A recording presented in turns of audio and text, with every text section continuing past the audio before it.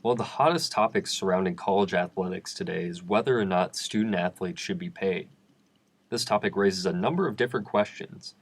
Is a scholarship already enough, or should student athletes be profiting more? If they are profiting, should it be a free market where they can profit off of their own marketability and likeness? If there was a system in place, how would you implement it? Would athletes be harder to discipline with this system in place? How would it all work? We interviewed three people who have firsthand experience in college athletics on these matters. First being Iowa State Athletic Director Jamie Pollard. Then, to get the player's perspective, we interviewed two former college athletes.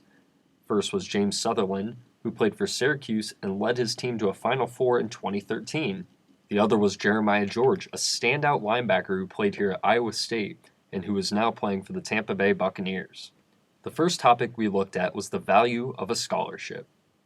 According to Forbes, the NCAA as a whole makes $6 billion annually, whether it's from television deals or stores and vendors making profits off of player likenesses and jersey sales. Student athletes don't see a dime in the end. Is the scholarship enough compensation for the revenue these players are bringing in? Okay, so currently a student athlete that's on a full scholarship gets tuition, room, board, books, and then they get what they this year knew, which is they get something called the gap, which is the gap between the sum of those parts and the calculated cost of attendance for Iowa State by financial aid, which for our student athletes this year is another $2,600. And if they live in a non-contiguous state, they get $3,100. And then in addition to that, they get another meal on Sunday through Friday. Between the hours of 7 and 11, they can go get a free meal when they're studying over in Conversations.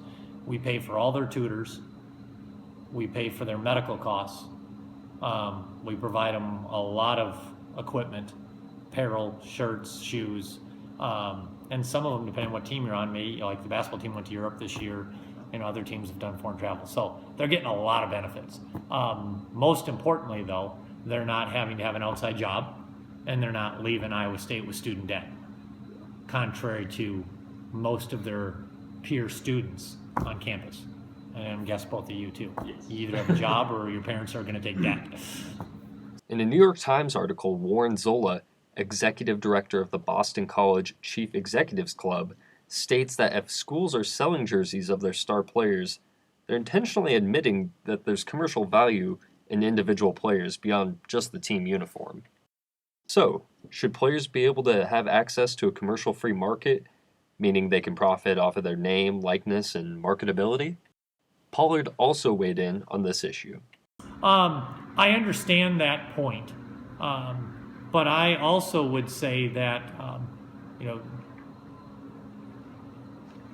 Johnny Manziel, okay, would have, if he'd have been playing arena football, we wouldn't even know who he was.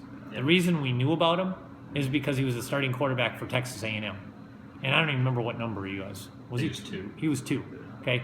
There's probably been multiple number 2s before him. Mm-hmm. So when, right now, I think when you go into like size locker room, you can print any number on any jersey. You just can't put a player's name on the back. Mm-hmm. But, number 20 was a hot number there for a while because it was, quote, Luke Knotts, right? Not Luke, Jake Knotts. But there were a lot of 20s before him too. So, whose value was that? Mm-hmm. And so I'd argue that the people were buying it were really buying it because they wanted to be Iowa State. If the number had been 15, they probably still would have bought it. Mm-hmm. For most, I just don't think there's a huge market for that. There's always going to be one, whoever's the Heisman Trophy winner, right?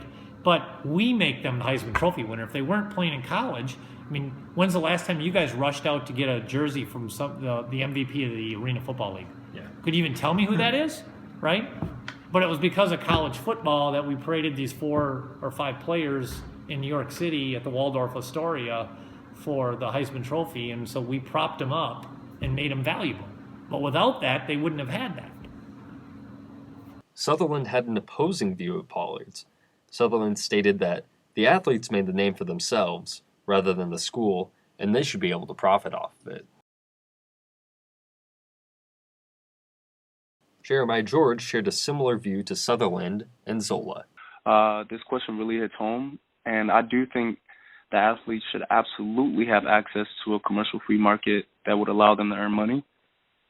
Specifically, star players who have individual success, they should be represented in their own way, and if it's through jersey sales or autographed memorabilia or anything tied specifically to that player, they should be able to receive financial benefits. The second topic was about Pell Grants and the athletes' qualifications for them. According to Matt Hayes of SportingNews.com, more than 86% of Division I scholarship athletes come from poverty, thus making them eligible for Pell Grants. A Pell Grant is money these athletes would not have to pay back after college. So with this extra aid, do many of these athletes misuse their money? Pollard gave us his take on Pell Grants and how student athletes use them. The cost of attendance. Yeah, I get it. They're so busy, and because of practice and traveling, and yeah, we're paying for their tuition, room, board, whatever. But they didn't have pocket money. Okay, so the cost of attendance now provides that. You had a question in there about Pell Grant. Yeah. So the kids that had need were already getting the Pell Grant. So those kids aren't getting cost of attendance because they would then exceed the cost of it. So they weren't getting any more money. But, I also go back to part of college is figuring out how to budget and, survive. And I see what a lot of those, not everybody, but I see what a lot of them spend their Pell Grants on, Xbox or mag wheels on their car, or, and you're going, okay, but then you can't say you were hungry. The third topic was about how many athletic departments actually struggle and actually lose money every year. According to an NCAA study, only 20 of the 128 FBS programs actually made a profit last season. So if a pay-for-play system was implemented, where would this money come from? Or would schools need to dump their less profitable programs? James Sutherland stated that most schools are dominated by football and basketball, but that he wouldn't want to see, quote-unquote, less popular sports eliminated because they don't make equal revenue. Jeremiah George again shared a similar view. I think it should go, and I talked a little bit about the flat rate that I would see ideal for football players, but I didn't mention for basketball or, wrestling or some of the other sports. And when you talk about Iowa State in specific, I do know firsthand that the other athletes in the other sports, they do just as much, if not more than, some of the bigger sports such as football and basketball. So I do think they should be compensated as much. No, not even close, because the amount of money the football team brings in alone and the basketball team alone, it trickles down. So it helps cover for some of their expenses that, if they need, new mats or something, some of the money that the football team has already made would go and help that program. If schools were to pay their athletes, would they still just be student athletes, or would they now become employees? And with that system in place, how would things change? George and Pollard also gave their opinions on how they'd like to see a pay-for-play system implemented. They would get a base amount, and for example, let's say a freshman would get $1,000, and that would be at the University of Texas, the University of Florida, University of Michigan, or Iowa State University. All freshmen, they would get $1,000. And then if they were actually on the field producing and they were playing, then the money that they would make for each play would also go into consideration. And not a redshirt freshman, but a non-scholarship player who was just out there contributing, he would make double what someone on scholarship would make. And this idea kind of plays into what the NFL does, where they have their drafted players, no matter if you were a first-round pick or seventh-round pick, you all make the same amount of money. So in 2014, that money was $425,000. So every player, if you were the number one draft pick or you were the last draft pick, you all make $425,000. Now, the first-round pick, obviously, he gets a signing bonus, which is much larger than, the seventh-round guy. But the seventh round or the undrafted guys, they make a lot more money if they're playing, because it's that play for play for pay or pay for play per rep thing that kind of goes into consideration. So a guy could make $250 for every snap he plays, and that money can turn into another $400,000 on top of the money that he's already making. If they were employees, it would be interesting because then they would be held to a whole different standard of, if, for example, if one of our players gets OWI, we're probably going, oh, okay, they're just, it's bad. Yeah. But if there's a student and there's a lot of, there's more of that happens than doesn't, unfortunately. So we discipline them, and they maybe have to sit out a game. If I get an OWI, I'm probably fired. So if they were an employee, they're are they fired? That's the thing. Yeah. What happens if they get hurt? Or do I put them on workers' comp? Can I cut them if they're not doing good? Can I trade them? Can I, it's a whole nother set of issues that you don't have when we say, well, at the end of the day, they're here as college students. And so what happens, okay, for example, I'm paying you, but what happens if you don't go to class? Okay. What happens if you don't pay your tuition, but you played in the game? As you can see, this is a hotly debated topic, and there are definitely two arguments to be made. Whether you believe student athletes should be paid or not, as it stands right now, they will not be paid. A lot of this has been settled in the Ed O'Bannon case, or O'Bannon versus the NCAA.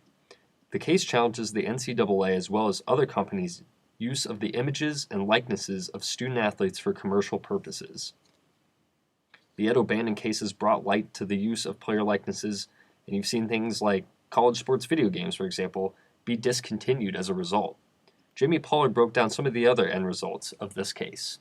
There's a lot of lawyers that are trying to make more money than we're making off of student athletes, on those student athletes. And the best example I can give you is the name, image, and likeness lawsuit, right? The student athletes, the Ed O'Bannon case said they should get unlimited, right? We were saying they shouldn't get anything. The judge ruled it should be $5,000, okay? So the plaintiffs wanted to appeal it because they didn't think $5,000 was enough. We wanted to appeal it because we thought it was too much. The plaintiffs' attorneys got them to drop their appeal because if they appealed it, then the plaintiffs' attorneys couldn't be paid. Well, the bill for that whole settlement was $48 million that those attorneys got. So I think a lot of those cases we're hearing are just because attorneys are out there trying to, they're following the money trail, and there's a lot of money in college athletics, so they're trying to sue to get that money. And I kind of laugh and going, they're the ones that are really making money off of this. Not the players, not the school. I mean, all the money, we don't make money, we put it all back into our facilities. Or into our coaches' salaries, and so then people go, oh, coaches make a lot of money. Yeah, they do, right? And that's part of it, that's created this perception.